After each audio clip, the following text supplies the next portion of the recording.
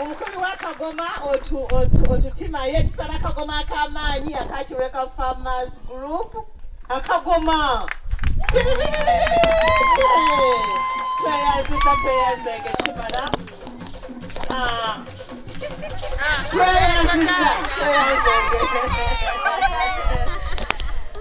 Nesaba mubuuze ku bantu bano olwaleero ate naffe tulyoke tweyongere mu maaso n'enteekateeka zaffe ez'olunaku olwaleero. Bannange kino kikulu nnyo omugenyi waffe mulindwe emyaka n'emyaka Mulongo nali mmanyi ogenda tutimawa olina otuuka wano ku kalavaani nga mu butuufu tufumba olw'okuba nagenda bwe natuuka e Namugongo n'enkukuba akaama konze koogeza abakyala bafumba. Bannange tuli bakyala abalimi abasinga mututegeera. Nze Maama Daphne chairperson Kireka Farmers. Simanyi nti Mulongo akadde kasobola otukkiriza bannange okweyanjula. Tweyanziza tweyanzeege. N'omulala olunaku luba lwaffe tibakiri bakiri bannange amanyi omulala leero mukyaziza mwami waffe Mulongo nsanyuse nnyo okulaba weebale kujja Mulongo nkwagala nnyo nnyo amannya agange Rosemary Nantali Kireka Farmers. Mwagalwa abangi Mulongo Babirye Saara tusanyusa okulaba ku kitundu kyaffe nange nsanyusa okunnyaniriza ekireka mwebale kujja bannaffe amannya agange nze Maama Ssentongo ekyali Wajjala Mulongo tukwagala nnyo bambi abawuliriza abo. Amina nange mbagala nyo twakumireko mu ngalo. Omugenyi waffe omulungi Mulongo Babirye Saara. Maitine kabale bugonzi.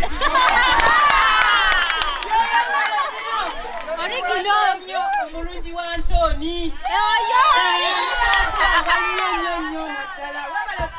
Wabala Mulongo. Musajja musibako musire. N'omwaka ogujja nga 12 oba 14 twagala mpeta. Mutwale. Mulongo twagala mpaka. Amina inshallah hatubaja tuserako Mulongo. Amina. Amanya gange nze mama Sharon Kireka. Kireka solide emizinda otegena terera. So uliwenchuka yajivaako. Sokulaba Mulongo Babirye Saara. Amanya gange nze Aisha Nanteza ngandi wa Kireka Farmers. Tweyanziza nnyo tweyanzega Kyala Aisha, assalamu alaikum. Omugenyi waffe omulungi tusanyuse nnyo okulaba Mulongo. Tukwagala nnyo weebale kujanjaba balwadde. Mina. Amanya gange nze Katusime Rose. Katusime nzeeko mu lulimi lwammwe. Wamuta. Ndiyo. Batya. Ola. Badamu atya olale.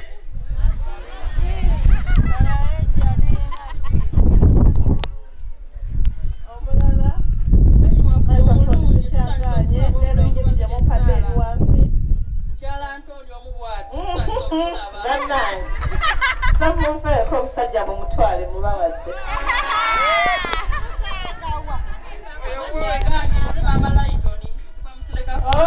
Mama Raitoni tweyanziza tumukubireko mubogalo. Amina ng'otegeka abalwadde. Omulala tuweddeyo. Assalamu alaikum warahmatullahi wabarakatuh. Amanya gange nze Nambiriza. Tweyanziza nnyo tweyanzege Zaina. Omulala Mulongo tusanyusa okulaba. nange nsanyusa okubalaba webale kunzirira amazina agamayitirivu ennyo. Kati gwomuto wagayigira. Amanya gange nze Namale Victoria. Musiro gwagumu. Tusanyusa okulaba nnyo Mulongo. Kale mukwano. Amanya gange nze Nakamate Cross. Bakobe. Tusanyusa okulaba Maama Mulongo. Kale mukwano. Weebale tusuulira mwoyo. Amina. Amanya gange nze Nakanwagi Melde Bweyogerere. Nakanwagi. Ndi wa Kireka Farmers. Baby wa Kireka Farmers. Tumukubire mu ngalo.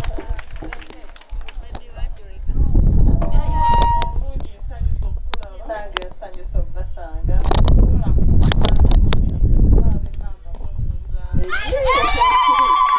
Obadde nakukuba emiggo.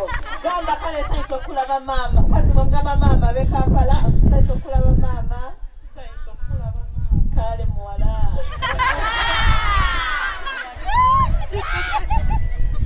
Amanya gange yenze Florence Kireka Farmers. Florence mu Butunda. Teyanza gatubula mu meko 10.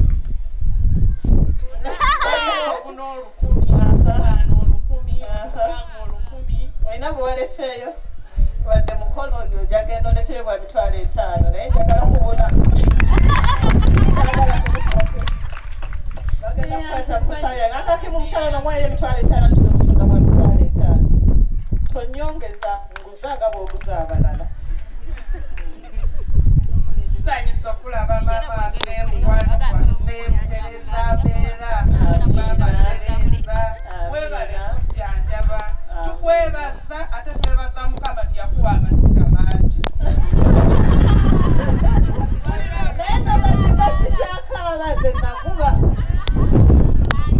Osoma ebbaluwa nebanga nti ekintu kiri mu amaizi amaaso gange gafuuka kala kati omukulya nga gazimbe ne kati mpulya gazitowa. ne twebaza Mukama ekisa kye yakuteekako era twetusaba Mukama akwongere okuteekako ekisa kye agolole n'omukono gwe gy'oli akugire emisanvu mu kkubo abalabe gye bateekamu akulwanire entalo zo abeere naawe akwanguyise mu bintu byo byonna. Ze bampita maama Maso wa Kireka Farmers. toyanzige mama basano nawe agago mangi nawe badona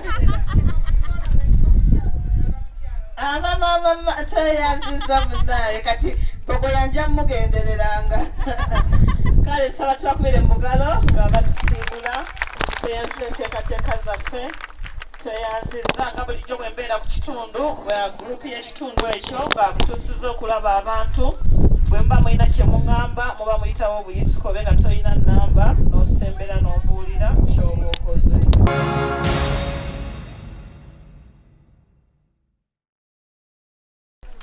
Oli ku Star TV program Kkooti YAMAKA Mulongo Babirye Sarah ng'emanya gange nkwaniriza nnyo olunaku olwaleero wano e Kireka bane mbagaliza Easther ennungi naffe weetutyo ey'emirembe ey'essanyu ate mutambule bulungi nga muddayo ewaka.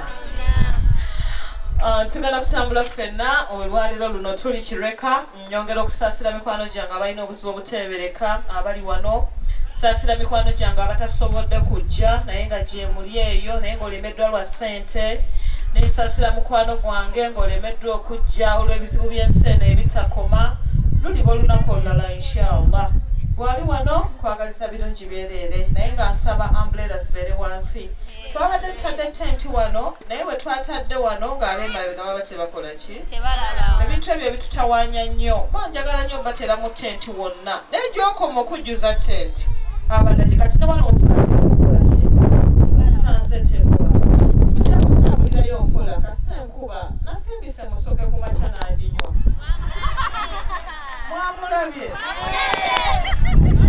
Musoke teyabagambye nti nze namusingise. Yabagambye? Mwakitegedde? Eyinza tukubamu olw'eggulo. Eyinza tukubamu olw'eggulo eyo nga si nnyingi olwekyo temweraliikirira. Yakoberi sawawo abakyala abo obutebe bafune we batuula wabeere nga tewali congested. Program Kkooti YAMAKA nkwaniriza nnyo ku Star TV nenkujjukiza nti programu yaffe eno eragibwa buli lwakutaano ku ssaawa 4 n'ekitundu ez'ekiro neddibwamu buli lwa Sunday ku ssaawa 6 ez'emisana. Programu yaffe eno etuusibwako banaffe aba Star TV egattiddwako nze kennyini Mulongo Babirye Sarah tugattako support ya Star FM netugattako ne support ya bannaffe aba IRA Petroleum Jelly. Omuntu yenna ali wano nkwegayiridde kubanga ffenna tulina ebizigo bye tukozesa naye kasita olabanga ebizigo ebiyitibwa IRA Petroleum Jelly mu dduuka lyonna mu musomo ku saluuni luddawa ogulanga kubanga abantu baffe tutambula nabo batuyamba bwe batunda nga naffe batuwayako abalwadde bwe batunda nga naffe batuwayo. Nebaza banange abashanita Beauty World wakaliga katali k'abaveterani njala nviiri makeup byonna wakaliga sako n'ebizigo bya skin.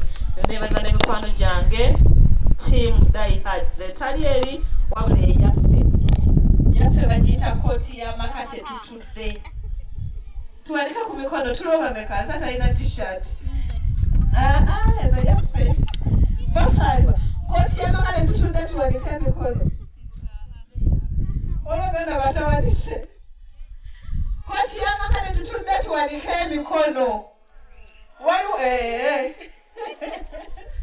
abafana tuwanise ne tugwayo eyo ttiimu gye tukola nayo era nga nsaba okwebaza mikwano gyange abo tutambula ffenera nga tutambula bulungi okyali Kkooti YAMAKA kamala okuwumulamu n'oluvannyuma nkomewo nkulage ebiri ekireka.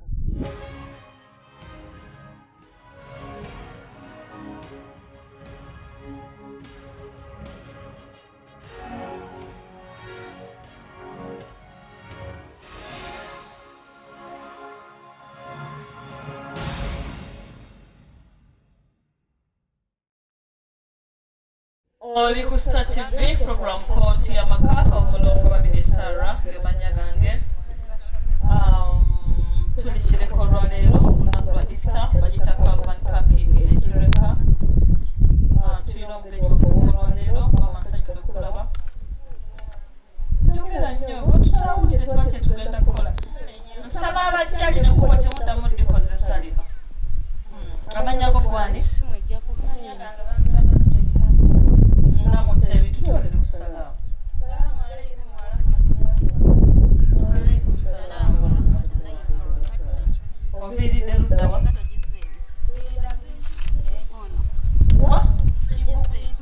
Eriruda. Where? Parisa. Kale tulamuseko mu lulimi lw'ewammwe. Abanyaba n'abasebo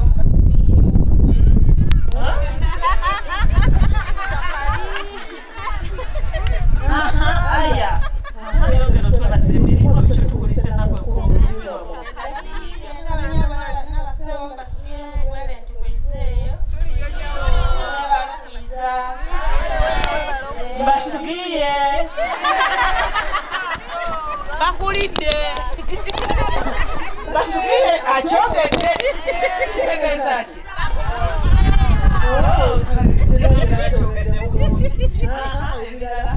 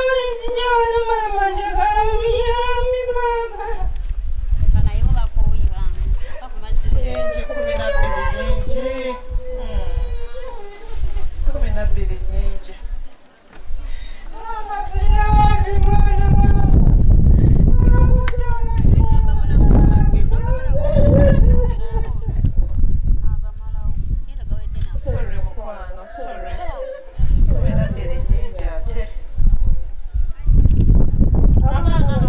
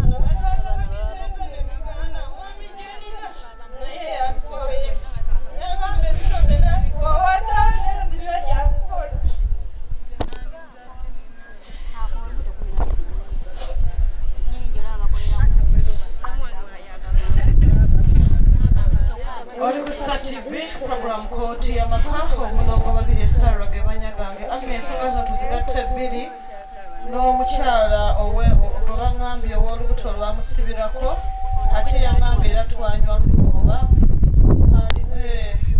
yangamba n'olubuto lwange ebyo bye mbagamba nti banange bwe tulwananga n'enfuna olubuto leero omuntu abatalwagala abatayagala ozaale era wadde oba olufunye kubeerawo ebizibu ebirala bingi tuula wano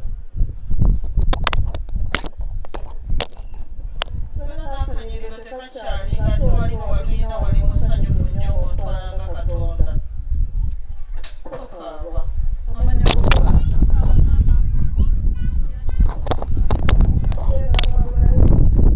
namabula resite gwe bakuzaalawa nakifuma oluno luto lwakumeka lwakusatu lwaki wali olemeddwa okufuna olubuto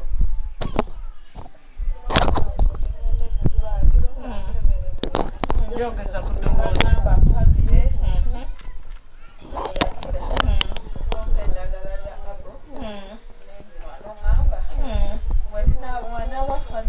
ejja kuba evuddemu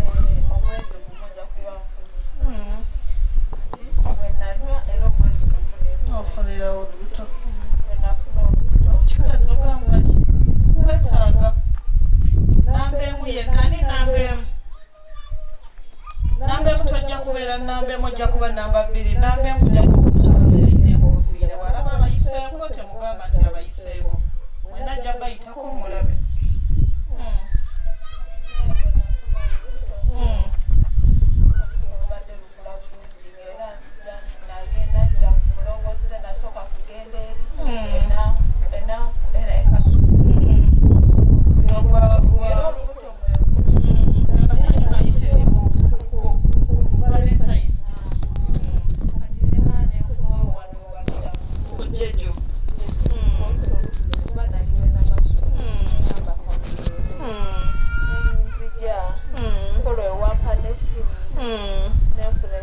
ate wawonye nga namuwa essimu era nga simumanyi ojjukira essimu gye baali betulina okugaba ku mulongoozide kati twalina masimu neŋamba essimu eno kanjigabe kati bwenali muwa essimu nawabuwe mukyala yali wa lubuto nga musanyufu nnyo neŋamba kankuwa essimu nagamba ne luno olubuto lulwo naye nga oba tobikola ki oba tomanyi birala kuba mwenna muli mikwano gyange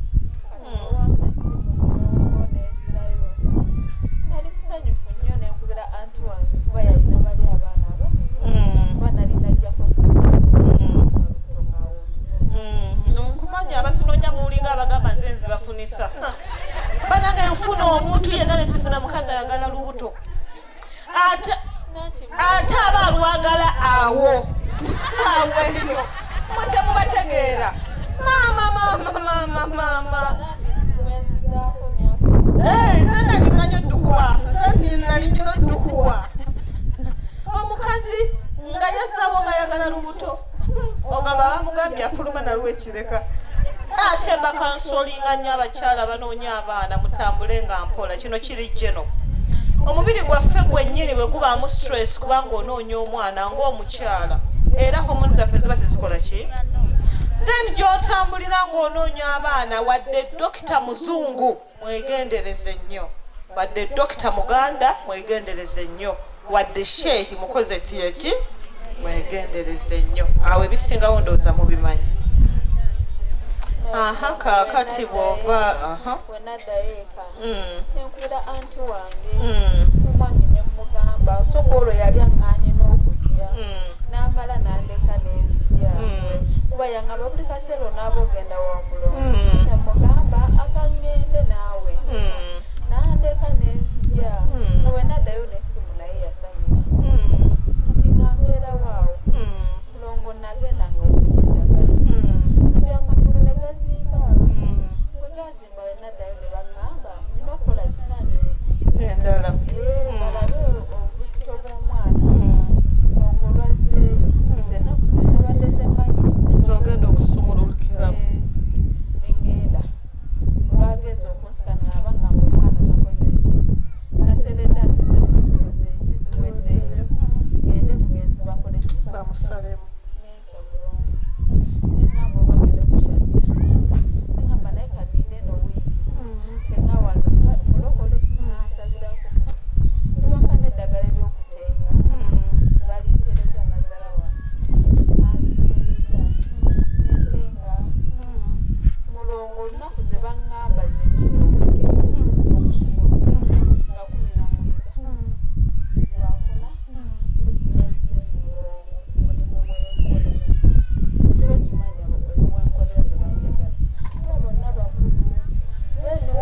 ate nga neekozesa bizinesi yange naye nga natandikawo nga bonna tebabikola ebyo nabasanga bakola birala kati nenkola byonna ne babikoppa ebyala bwe walaba nga bakoze nati mpuliriza nnyo ki mulongo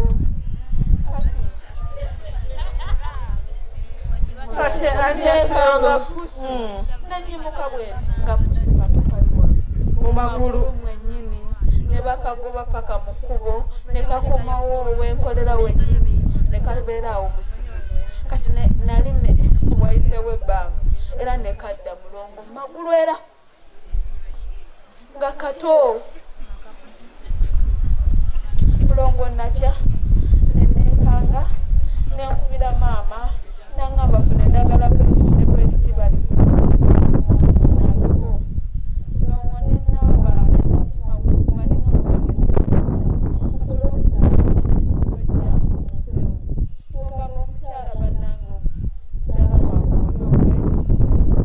olwekikuta ekinene nga simuuliza nemubisi tukwata nogamba togenda laba bagenyi toyagala bagenyi nokuba naligenda kujja nagamba kangume ngende ku Easther omusajja nali mugambye nangamba kale tugumiikiriza ogende ku naye jjejju kitegeeza luyiseeko myezi emeka gibanga ebiri bwe tubala okuva ku jjejju nti wali onaatera nali naatera era ekintu wagamba nga nekugamba ekintu kirimba meka nga nowotose n'okuwotoka onsabirira nzaale nga sizaala ate nga buli kaseera oyogera ku leediyo bannange oba ali atya nange omulala gwe mbadde nga neebuuza naye twalufunira Masaka eyo yazaala babiri naye banange oli yali anzita abadde alina emyaka 38 nga tazaalangako omwana n'omu yatandikidde ku babiri naye babasaze mu busaza magumba gabadde makulumuko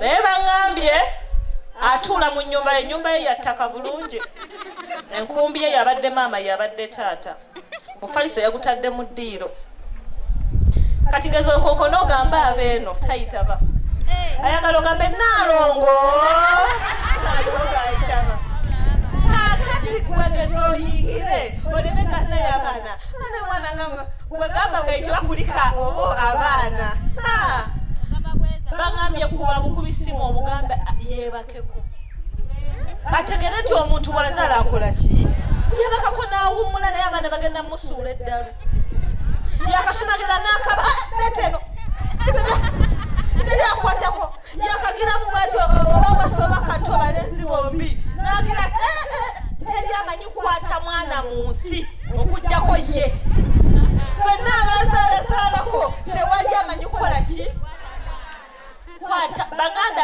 abatono abakulu abazaala-zaala bonna tewali amanyi kukwata balongo bali bulungi okuggyako maama waabwe yamanyi okukwata abalongo bali obulungi namukubira essimu ne bwaba bajja okumenya gwe ofunye n'omukisa nga waliwo abakulabirira babalabirira okole ki wabakemu banaaze bakole batya naye nga neebaza Katonda nti ekyo nakyo kyaggwa mukyala natambula naye emyaka 3 era mbadde mubala kuba ennemereddwa lwakubatakoowa kati akikaawa muvumu kati ne bwomugamba nti eryo ttakanywa abadde muntu atambulikika naye ne Mukama yatusaasidde n'olwekyo teweraliikirira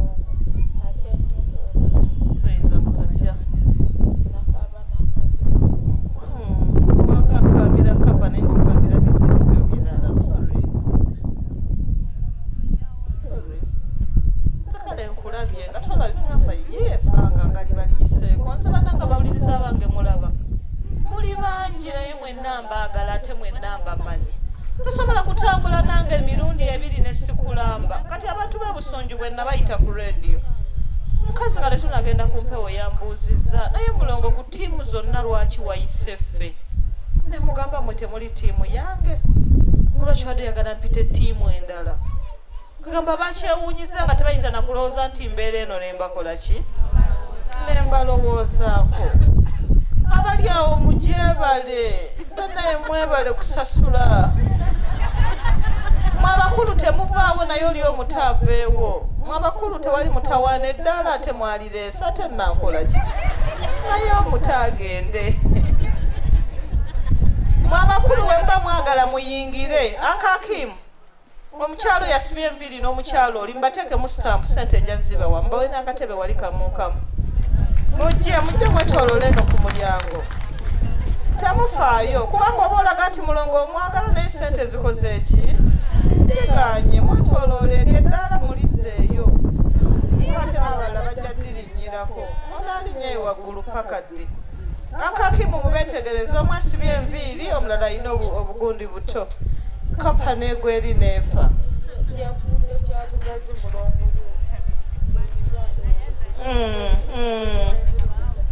Gonna amagulu n'emikono bweri bweti.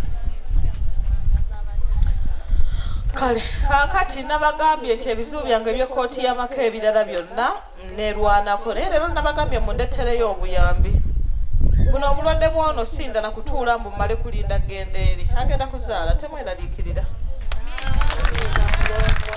Bwembanga ndi mulamu bwembanga ddala nkakasa nti kyekyo bwe lubanga lusibe nga babadde bazisiba ojja kuzaala obutasukka lwakuna. Sande Mande lwakubiri lwakusatu lwakuna zennaku 5 z'olina okuzaalira. Leero ogenda kati ng'omusomo tegunnaggwa.